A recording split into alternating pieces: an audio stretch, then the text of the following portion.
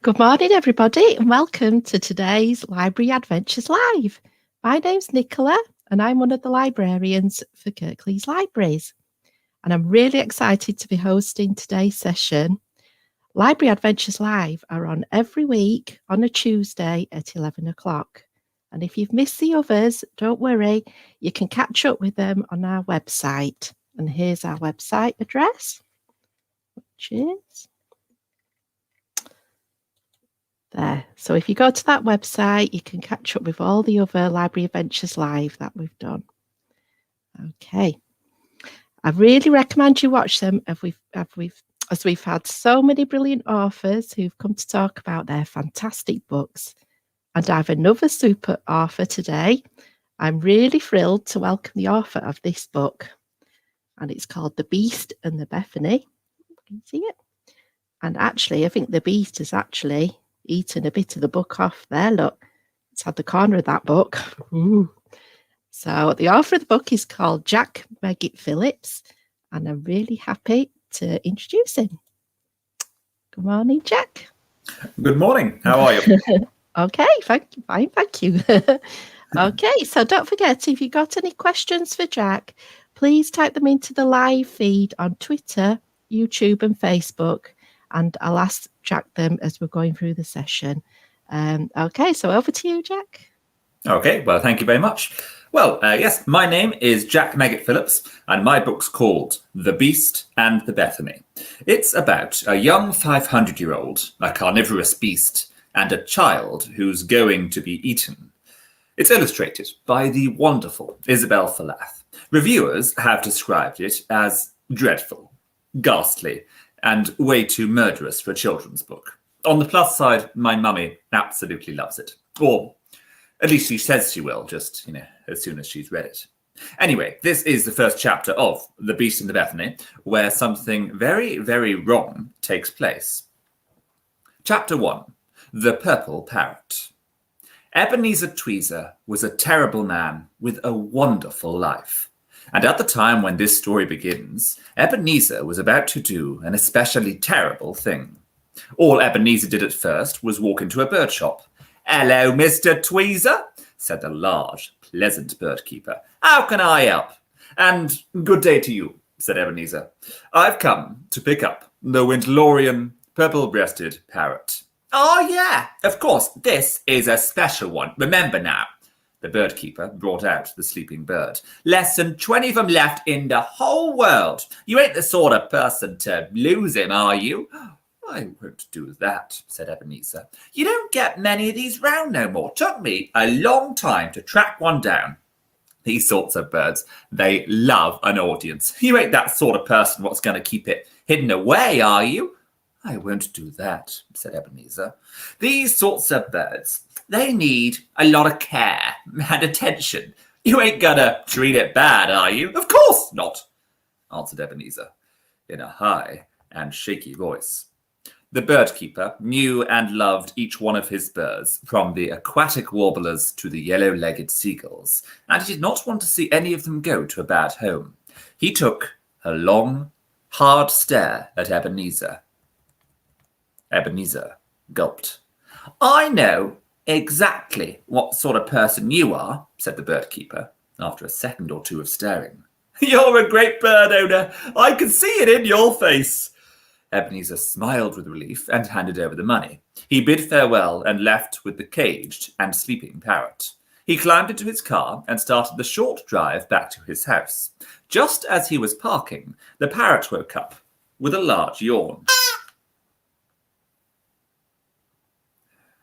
"Good morning," said the parrot, in a distinctly unparroty voice. He spoke in low, chocolatey tones. "It's late afternoon." "Whoopsie poopsie. Well, good late afternoon. My name is Patrick, and mine is Mr. Tweezer. Welcome to your new home." "Oh, gosh." The "whoa" and the "gosh" were both the right sorts of words to say, because Ebenezer's house was nothing short of extraordinary. It was 15 stories tall and 12 elephants wide. Patrick was filled with excitement. He was a well-travelled parrot, but he had never seen anything like this. Can I come out of my cage now? He asked. Not yet, answered Ebenezer. There's someone I want you to meet first. Well, something is perhaps a better description. Ebenezer got out of the car and took Patrick into the house. This thing lives on the top floor, said Ebenezer, and it's very excited to meet you. Ebenezer climbed the stairs whilst Patrick took in all the beautiful things around him. Try not to be scared, said Ebenezer, once they reached the top floor. It won't like you if you are scared. Ebenezer pushed down the handle of the rickety old door at the top of the stairs. It opened with a creak.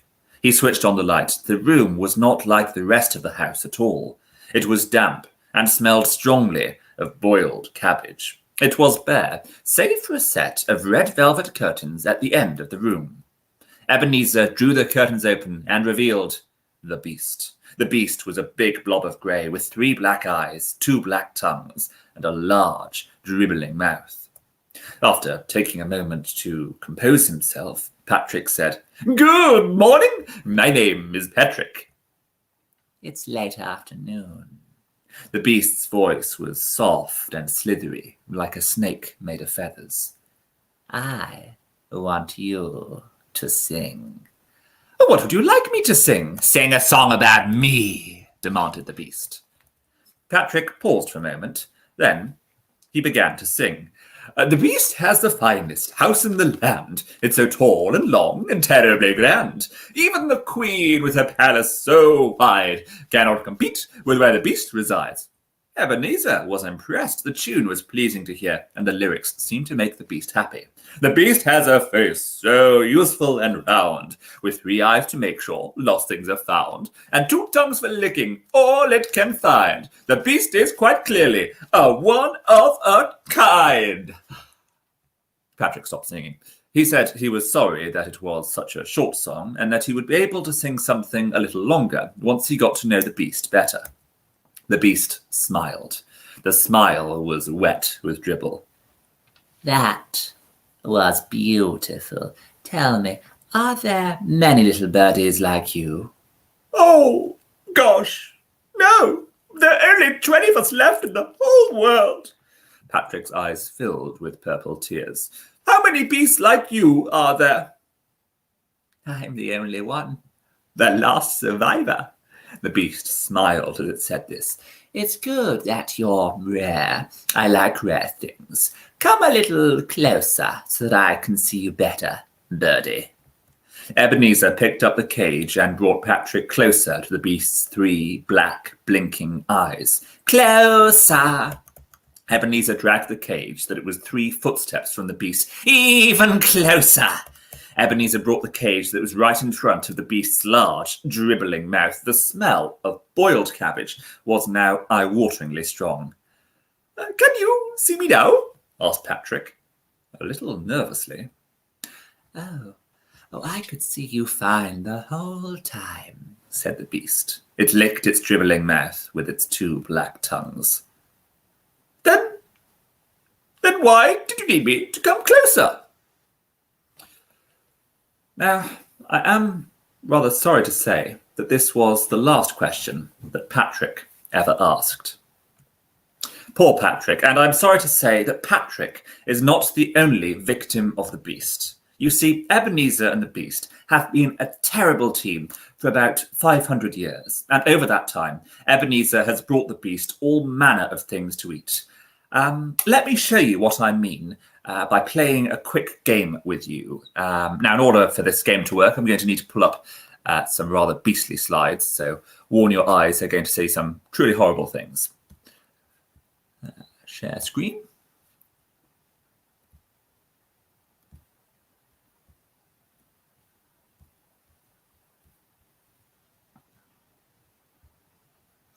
Okay, so here's how the game is going to work. I'm going to give you some clues about some of the truly horrible things that the beast has eaten over the centuries, and all these things have been brought for the beast by Ebenezer. You have to try and guess what the beast has eaten before I reveal the final clue and the eventual answer. So let's have one practice one just to start us off. Okay, so here's the first one. The first round of What's the Beast Been Eating? And your first clue for this first object is that I am very heavy. Your second clue is I live in a tower. So what's the beast been eating? I am very heavy. I live in a tower. Do you have any idea what this thing might be that the beast has eaten? Well, heavy and in a tower could describe all manner of things. So I'll give you a third clue. And your third clue is I am priceless. I'm very heavy. I live in a tower and I'm priceless. I'll give you a few seconds to talk with whoever's nearby. You might be in a classroom or at your home, so you can talk to your parents or your teachers. See if you can try and figure out what the beast has been eating before I give you the answer. So it's something very heavy, something which lives in a tower, something which is priceless, and something which likes sitting on royal heads. I'm very heavy, I live in a tower, I'm priceless, and I like sitting on royal heads. Okay, shout your answer at the screen in 3, 2, 1. The crown jewels. How many of you got that, I wonder? So, yeah, I mean, this is a bit of a sort of closely guarded secret of the monarchy. But for the last 6 months, the Queen hasn't been wearing her crown jewels at all. She has, in fact, been wearing a sort of crown jewel lookalike. They're sort of plasticky, and they came from some rather expensive and exceedingly fancy royal Christmas crackers. The Queen's been forced to do this because about 6 months ago, Ebenezer broke into the Tower of London and stole the crown jewels for the beast to eat. The beast says that they taste a bit like sort of metallic gummy bears, only not quite as tasty. The beast now wants to sort of sample some more royal heirlooms to see if they all taste the same. Okay, so that was a practice one. Let's get into a real round now. See if you can try and guess what the beast has been eating before I reveal the answer. Okay, so your first clue for the next one is, I am not a carrier bag, but people like to carry me. I'm not a carrier bag, but people like to carry me. And your second clue is I travel all over the world. So something which likes to be carried and something which travels all over the world. And don't worry, it's not going to be some sort of exceedingly well-traveled baby.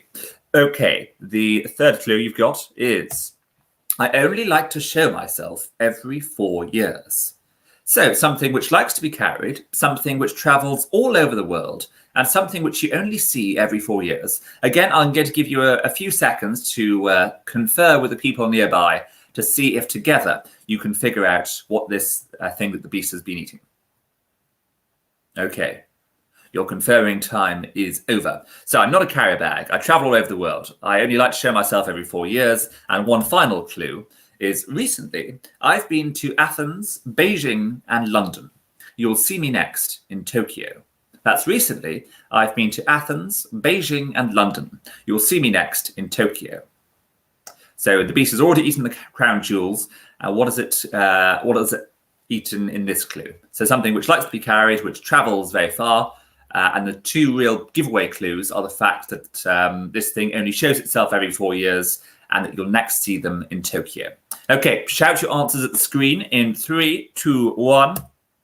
That's right, the Olympic flame. Again, I mean, I'm just giving you sort of news exclusives all over the place here, but many people think that the Tokyo Olympic Games were postponed to this year because of the rather beastly coronavirus that's been going around. But I'm here to tell you that that is not the case. The reason why they've been postponed is because Ebenezer stole the Olympic flame and took it up to the beast's attic to eat. Apparently, and this will come as no surprise to any of you who've tried eating an Olympic flame, it tasted rather spicy. Okay, I think we've got time for another couple, so let's go for another one. Another round of What's the Beast Been Eating? And here is your first clue. I live in France. What's the beast been eating? I live in France. And your second clue?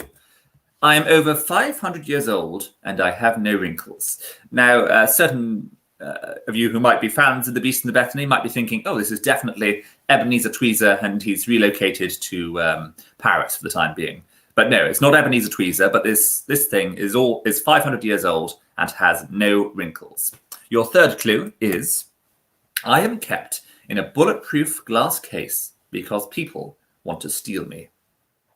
So again, I'm going to give you a couple of seconds to speak with the people in your classroom or wherever you happen to be to see if together you can figure out what the beast has eaten in this clue.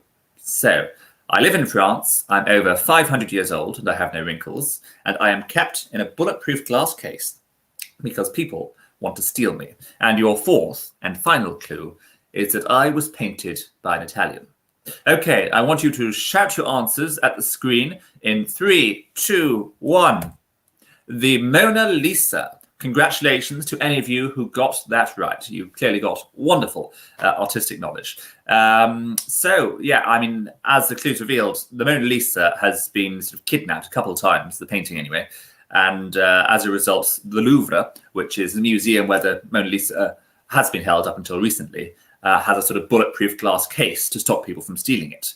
However, Ebenezer is quite a clever thief because, you know, he's been stealing things for the beast for over 500 years now. So he stole the Mona Lisa and replaced it with a copy. So the real Mona Lisa, if any of you want to see it, is unfortunately currently being digested by the beast's huge belly. Okay, well, I think we've got time for one final round of what's the beast been eating. Don't worry if you haven't been able to get any of the answers so far. This is the trickiest one yet. So if you get this right, then you've had a chance to completely prove yourself the victor of the game. Okay, your first clue of what's the beast been eating for the final round is, I am fond of sandwiches. My voice currently belongs to a man named Ben. I'm fond of sandwiches, and my voice currently belongs to a man named Ben. And your third clue is, I live in Notting Hill, on a street named Windsor Gardens. Now, I'm feeling incredibly generous, maybe because it's the final round, but I've decided to give you an extra sort of off-slide clue here. Whereas all the other things that the beast has eaten in this game have been, things like the Olympic flame, the crown jewels, the Mona Lisa, sort of real things you can see in the world. This thing is actually a character from a book. And that book has been turned into a film and TV show and probably everything going. So I'm fond of sandwiches. My voice currently belongs to a man named Ben. I live on a street named Windsor Gardens. And one final clue is, I am named after a famous station. So I'm going to give you a few seconds to look at those clues and confer one final time with the people nearby to see if you can try and figure out who the beast has eaten this time. Someone fond of sandwiches, someone whose voice currently belongs to a man named Ben, someone who lives on a street named Windsor Gardens and who is named after a famous station. Well, I don't particularly want to show this slide because it's too terrible to think about. But yes, I'm sorry that the beast has eaten Paddington Bear. Well, I say that. I hope very much that the beast hasn't actually eaten Paddington Bear. But there have been reportings that a certain well-mannered Peruvian who had a penchant for marmalade was seen walking into the beast's attic, and this Peruvian bear hasn't quite left the attic yet. So fingers crossed. I've got all my spies and agents on it. Hopefully finding a way for Paddington Bear to be saved, or if not saved, then maybe it wasn't Paddington Bear at all, and it was just some other poor bear. But yes, as you can see, the beast has got a truly sort of monstrous appetite. It's unafraid of eating anything, whether it be a national treasure or a beloved children's character. Now, a lot of you probably have some questions about this point, and I imagine the first question you've got is, why on earth does Ebenezer do it? Why does he bring this horrible, dribbly stinker all these very horrible meals to eat? Well, I've got the answer, and the answer actually lies in this box. I had hoped some music would play then, but just pretend there's some music in your head. In this box. Okay, because this box actually contains some samples of the beast's vomit. No, that sounds a bit disgusting, but it's not disgusting because you see the beast has the ability to vomit out anything in the world.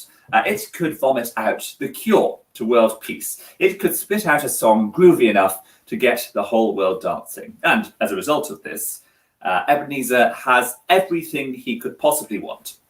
He has waistcoats more fabulous than a Lady Gaga concert. He has an art collection that would make the National Gallery feel rather insecure about itself. He's got invisibility raincoats, dancing teapots. You name it, and Ebenezer has got it, probably from the beast vomiting out of its huge belly. So I think we should have a peek at some of the things that the beast has vomited out for Ebenezer. I have to say I'm quite excited because, well, it's been at least a couple of hours since I've seen a few magical things. So let's have a... Oh, okay. The first thing we've got here is a catapult. Now, the catapult doesn't look especially magical or, let's face it, all that interesting. So I'm not quite sure why Ebenezer would have asked the beast to vomit out this, but hey, I'm sure we'll have more luck with this. Right, okay. Sorry about this. We've also got some comics here which say property of Jeffrey on them. Now, as I mentioned, the beast has the ability to vomit out literally anything in the world. So quite why Ebenezer would ask the beast to vomit out someone else's comics is a little beyond me. Let's have a look. We will find something. Okay, we've got a fake arm. Again, doesn't seem particularly magical or interesting. Some sort of rotten... Oh dear. Sorry, mother.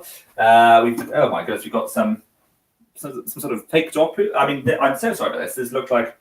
here we go. Here is something which might be a little more magical. Okay, so we've got some deluxe king mixed nuts here. And this seems much more like Ebenezer's sort of thing, because Ebenezer is a bit of a foodie, you see. I mentioned that he has some sort of dancing teapots. He's also got these wonderful chocolate cake platters, and he likes to eat various types of pastries. So I imagine that even though they might not look particularly magical, they are going to taste truly wonderful. I'll let you know. Oh my goodness gracious me. I'm so sorry. I see what's happened. I have brought the wrong box to this Library Adventures live session. I'm so sorry about that. Those things don't belong to Ebenezer at all. They actually belong to someone named Bethany. And that reminds me, I think I haven't actually told you anything about Bethany, which is very silly of me because she is literally the main character of the book. She's in the title, The Beast and the Bethany. In fact, I might even go as far to say that Bethany is the most important meal that Ebenezer has ever been ordered to bring the beast. So here's how it came about. After the beast ate poor Patrick, the Winchlorian purple-breasted parrot, the beast made an announcement to Ebenezer. I know exactly what I want to eat next. I want to eat a child. I want to eat a real, juicy, plump brat. I want to gobble it up in one oozy, squishy bite. I want to know what a snotty nose tastes like. Oh, and chubby cheeks, dirty fingernails, and knit-ridden hair. So, Ebenezer, when do you think you might be able to bring me one? Now, naturally, I mean, Ebenezer's a bit horrible. He's not quite that bad, and he didn't agree to the suggestion immediately. But then Ebenezer realized that if he didn't bring the beast a real living child, then the beast wouldn't vomit out any more magical presents, or more importantly, any more life-reviving potions. So Ebenezer decided that it was quite literally a matter of life and death. And he thought that he would try and find the worst child in the world, one who deserved to be fed to the beast, and that would make him feel a little better. So Ebenezer went to the local orphanage and found Bethany. And as we've seen from some of the very nasty things in her box, she is a pretty mischievous child. She's the sort of person who thinks it's the height of hilarity to shove worms up people's nostrils. And her idea of a good Tuesday afternoon is hiding whoopee cushions all around the place. So Ebenezer was quite pleased with his choice of child because he thought, if I have to feed a child to the beast, this one looks like she might deserve it. But there was one problem. The beast thought Bethany was too bony to eat when it saw her. I said I wanted a juicy, plump child, Ebenezer. I want to eat this Bethany, but I don't want to do it until there's more of her to wrap my tongues around, said the beast. I want you to fatten her up for me. Now! And speaking of now, I think now might be a good time to pick up with the book. So this is from a chapter in The Beast and the Bethany, and it's called The Big Feed. La la la la la la. Okay, The Big Feed. For one of the first times in his life, Ebenezer had a problem, and it was a big one. The big problem was that Bethany was not big enough. If he wanted to keep living his charmed, wrinkle-free life, then he had to find a way of putting meat on her bones as quickly as possible. As Ebenezer made his way down from the beast's attic, he felt terribly sorry for himself. But an idea came to him whilst he was standing on the 11th floor. He paused for a moment to look at the pieces of art that lined the walls. The 11th floor was home to some of Ebenezer's favourite paintings. It contained the picture of the lady with her nose put on backwards, and the one of the married couple who didn't look very happy to see each other. On the wall, furthest away from the staircase, there was also that one with the skeleton head that was smoking a cigarette. But Ebenezer's favourite was a small, book-sized portrait called The Golden Boy. The picture always brought joy to Ebenezer, and now it brought him an idea. He decided that it was time to be patient.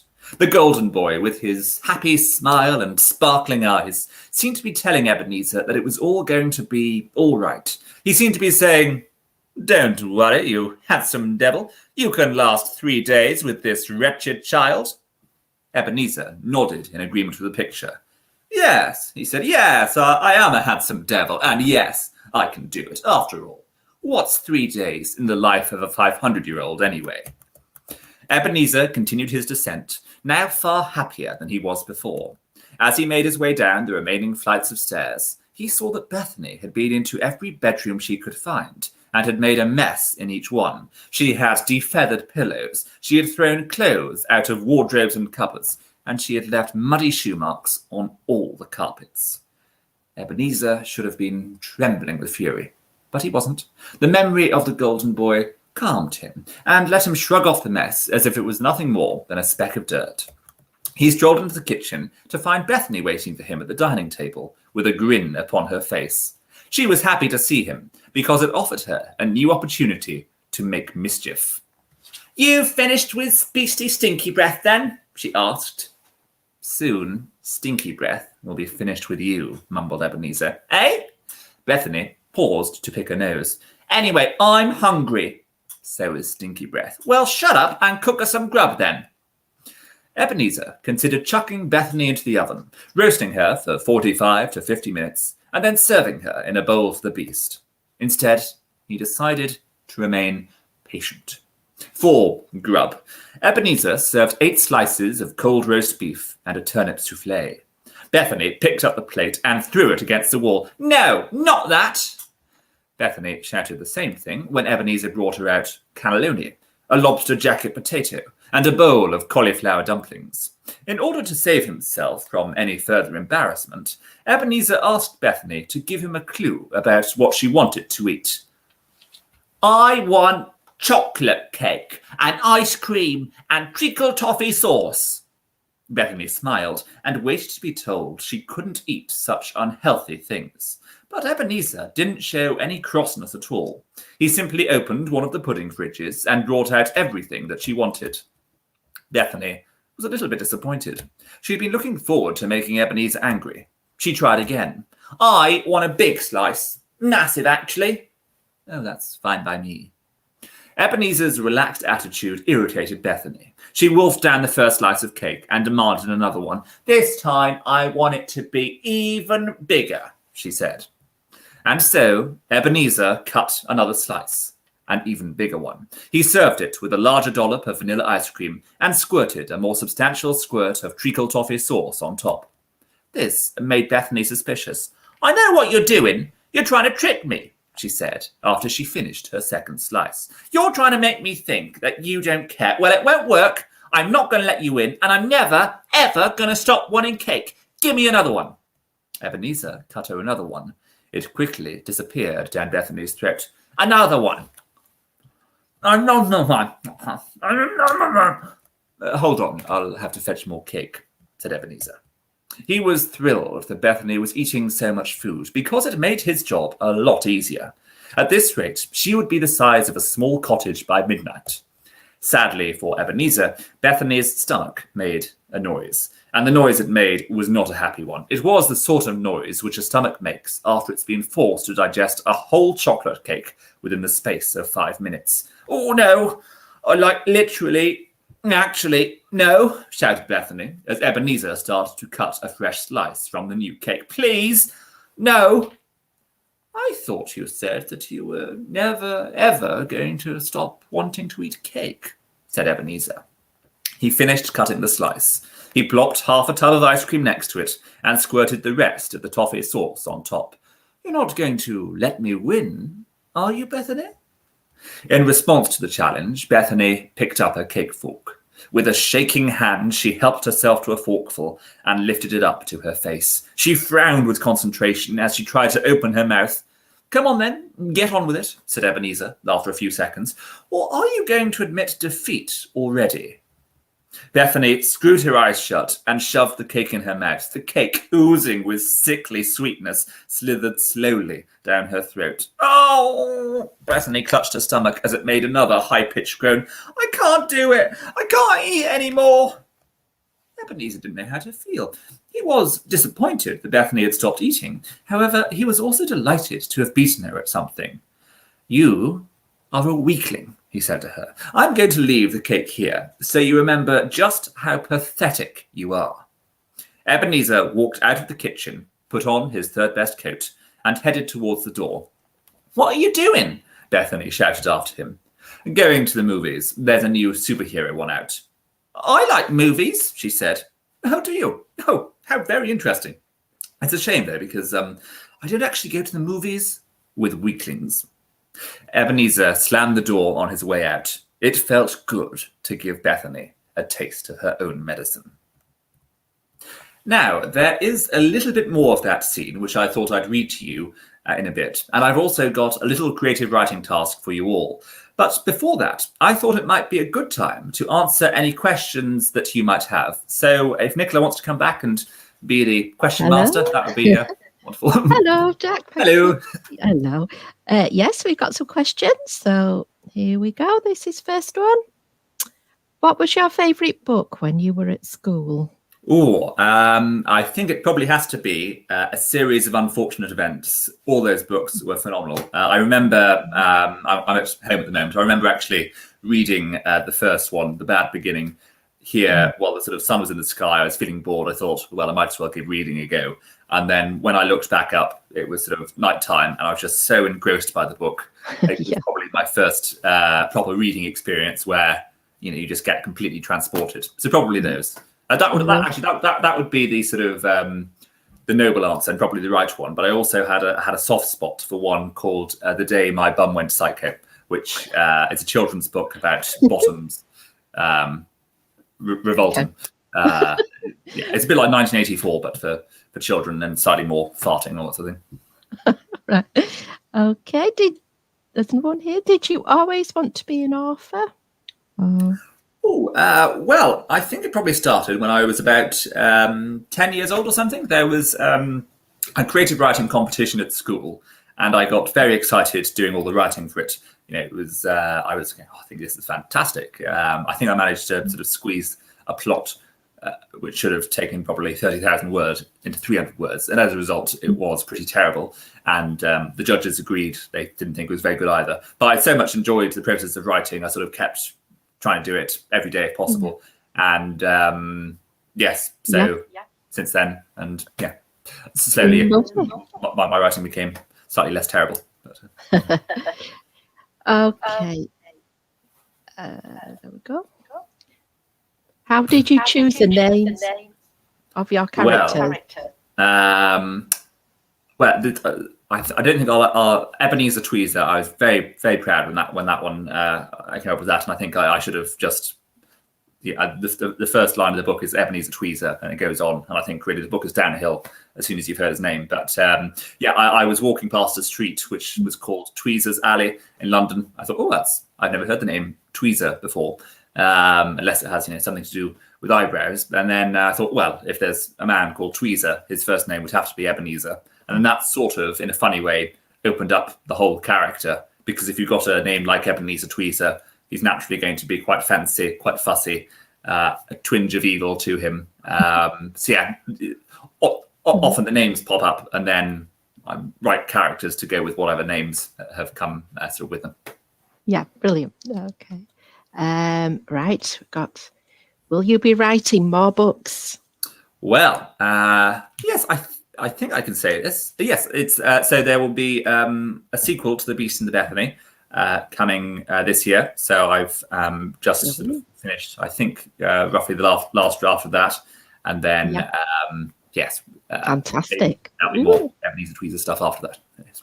Brilliant. That's good news. Really good. Shall we have two more? We've got, where did the idea of a beast in the attic come from? Oh, well, I realised much later afterwards, because I came up with this idea and I thought, this is terribly original. I'm so very pleased with myself. And then I think it was my first meeting with my agent, who is the person who sort of sends the book out to publishers and everything.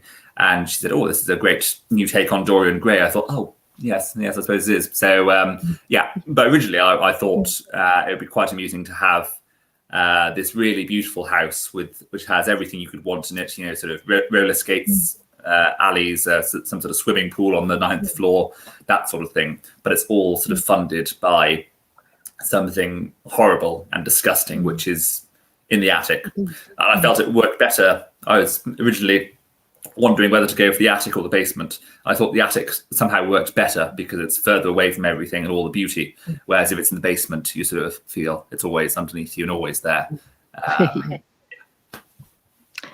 Brilliant. Thank you. Okay. Where are we? We always ask this one. Yes, well, I have to say, I've really been enjoying all the Library Adventures live sessions that have come before. And I've seen that this biscuit question has come up repeatedly. It's often the thing I look forward to most. So I've actually come prepared today with my favourite biscuit of choice. This has become my new addiction since Christmas. I got it as a sort of stocking filler. And I like to sort of go around the house and pretend I'm some sort of Lex Luthor or superhero villain, but without having to do the nasty business of, actually smoking, which is very bad and shouldn't be done. But chocolate, cigarettes, and much better. So yeah, this is probably my favorite. Okay. I shouldn't have eaten that now, because now you've got some really horrible sort of chewing sounds. But finally, we got this one. Oh, word library is a big source of inspiration. I have to say, I've actually almost come to libraries later in life than, as a child, I had a wonderful school librarian who was very good at, trying to coax me into reading various books. But I've probably spent most time in libraries since I've been sort of lucky enough to do writing full time. And I find it just is quite useful to go and do a bit of my writing in a library. It just feels like a bit more of a break than just sort of rolling out of bed and thinking, typing. So I'm very much looking forward to the day when libraries open back up again, and I can go and sort of lurk in them for hours and hours at a time. Brilliant. Okay. Right, lovely. I've got that. Well, shall I give you a sort of little creative writing task for everyone? Would that? Sounds brilliant. Brilliant. Okay. Where does the beast and where do monsters like it come from? That is a question which I'm asked often by police detectives and various people interested in attic-based villainy. But I thought I'd share the answer with you today.